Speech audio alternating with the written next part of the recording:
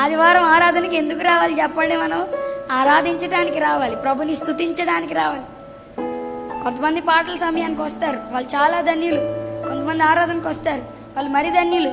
కొంతమంది ఆరాధన అయిపోయినాక వస్తారు, ఎన్నేమనాలి, మరీ ధన్యులు అనాలేమో, మళ్ళీ ఇంకేమన్నంటే తొందరగా నన్ను.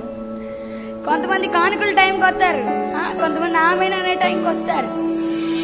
దేవుని స్తుతించకుండా, దేవుని ఆరాధించకుండా, నేను ఆదివారం ఆరాధనకి వెళ్ళాను, యూజ్లెస్ వర్డ్స్ అవన్నీ. దేవుని స్తుతించడానికి, దేవుని ఆరాధించడానికి, దేవుని మందిరానికి రావాలి. స్తోత్రం చెప్దాం. హల్లెలూయా. కీర్తనకారుడైన దావీదు దేవుని స్తుతిస్తూ, బైబిల్లో 73 కీర్తనలు ఉన్నాయి. 150 కీర్తనలు ఉంటే 150 కీర్తనలో 73 కీర్తనలు రాశాడండి దావీదు. అన్ని మాటలు ఎక్కడి నుంచి వచ్చినాయి దావీదుకి?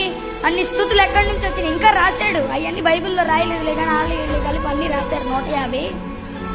అన్ని మాటలు ఎక్కడి నుంచి వచ్చినాయి అంటారు? ఎన్ని సందర్భాన్ని బట్టి రాశాడంటారు దావీదు. ఈరోజు